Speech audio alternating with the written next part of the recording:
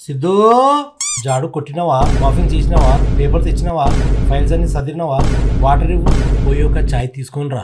అప్పుడే సంబరపడిపోక. రేపు మల్కాజ్గిరి కోర్టులో క్రాస్ ఎగ్జామినేషన్ ఉంది సార్.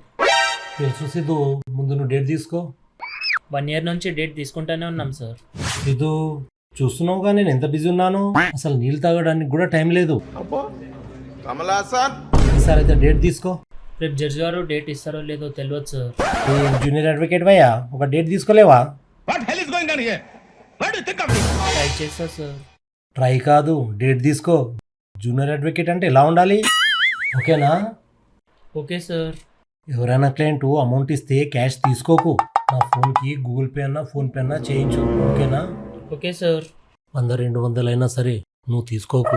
ఎందుకంటే వాళ్ళు నువ్వు లంచం తీసుకున్నావు అని ఏసీబీ వాళ్ళని పట్టిస్తారు. అలా పట్టిస్తే నువ్వు జైలుకి పోతావు, బాగానే ఉంటుంది. కానీ పోయేది నా పరువు కదా. పరువు ఉంటే కదా సార్ పోనీకి. నేను చెప్పేది అర్థమవుతుందా? అర్థమైపోయింది సార్. రేపు కుకట్పల్లి కోర్టులో పిటిషన్ వేయాలి. నువ్వే వేయాలి, వేరే వాళ్ళొద్దు. ఏమంటున్నా, ఎవరిని నమ్మలేము. అలాగే రంగారెడ్డి కోర్టులో అదర్ సైడ్ వాళ్ళు కౌంటర్ వేయాలి. వాళ్ళు వేయకపోతే మాత్రం జడ్జి గారికి చెప్పు, వాళ్ళ మీద ఫైన్ వేయమని. అక్కడ అయిపోగానే ఆ పని చూసుకొని చక్కగా మల్కాజ్గిరి కోర్టుకు వచ్చి అక్కడ డేట్ తీసుకోవాలి కదా.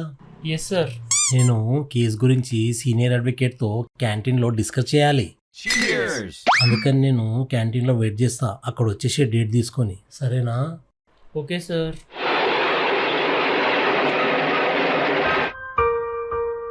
ఏంటి స్వామి బాధలు కష్టాలు నాకు? స్వామి మీరా? నీ బాధలు కష్టాలు చూసి నీకు ఓ వరం ఇద్దామని వచ్చాను సిద్ధు. అవునా స్వామి? ఆప్షన్ ఏ లేదా ఆప్షన్ బి, 2 వరాల్లో ఒకటి నీకిస్తాను సిద్ధు. అవేంటివి స్వామి? ఆప్షన్ ఏ, నీవు ఈ సీనియర్ అడ్వకేట్ దగ్గర పనిచేస్తూ ఉంటావా, లేకుంటే ఆప్షన్ బి. బి స్వామి, బి అంతే. బి. సిద్ధు, నేను ఇంకా ఆప్షన్ బి గురించి చెప్పలేదు. పర్లేదు స్వామి, బి. బి లాక్ చేయండి అంతే. ఆప్షన్ బి ఏముందో నీకు తెలుసా? అడుక్కునేదన్నా పర్లేదు స్వామి, బి అంతే. సార్ మీరు ఇక్కడే ఉన్నారా?